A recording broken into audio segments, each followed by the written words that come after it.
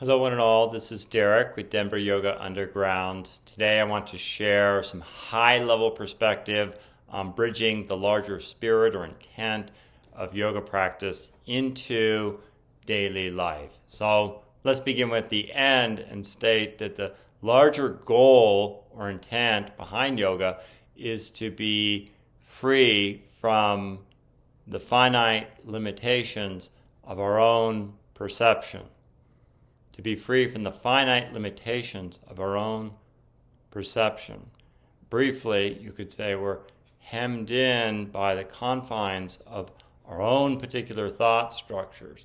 And meanwhile, there's this whole miraculous universe unfolding, and here we are in our narrow little lane seeing just about this, and most of our perception is entirely self-referential.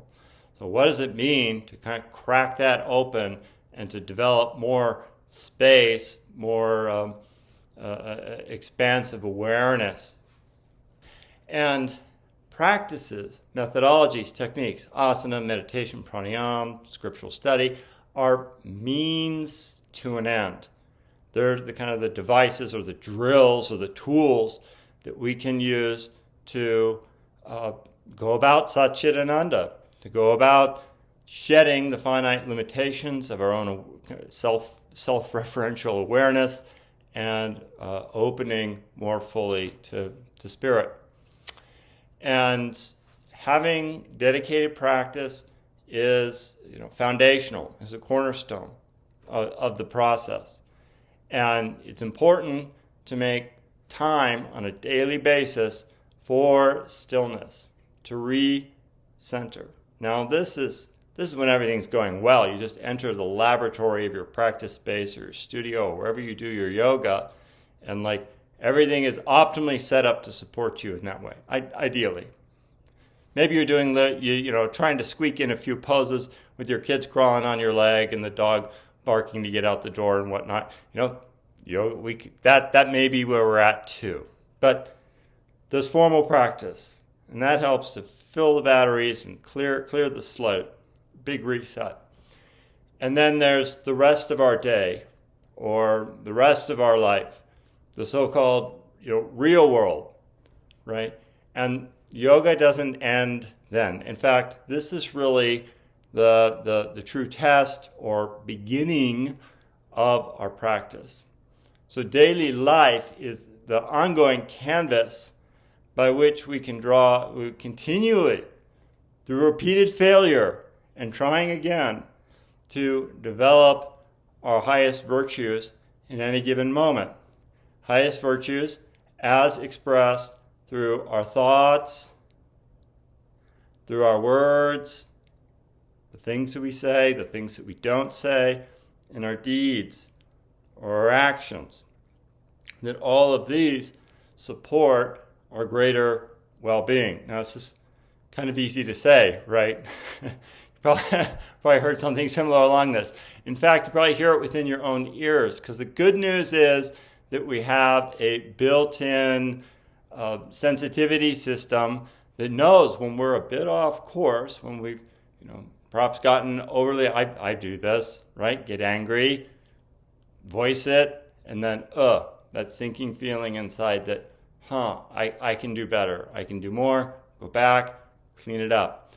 This is the yoga. So our relationships, our place of occupation, our pastimes, all these are an arena for cultivating a higher version of ourself. And this is the ongoing lived yoga.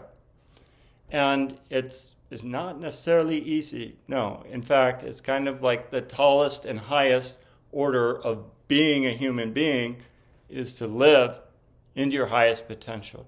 The greatest thing you can become is the most genuine version of yourself, right? Independent of a third home or a fourth home or, the perfect travel van. I fantasize about that too. But to genuinely be the most authentic and integrated version of yourself is the highest achievement in this world. And it's right here, hidden in plain sight, and it's an ongoing labor of love and toil and self-reflection and grace and all of it. This is the yoga path. This is the yoga journey. And it's evidenced by increased capacity for Sat Chit Ananda.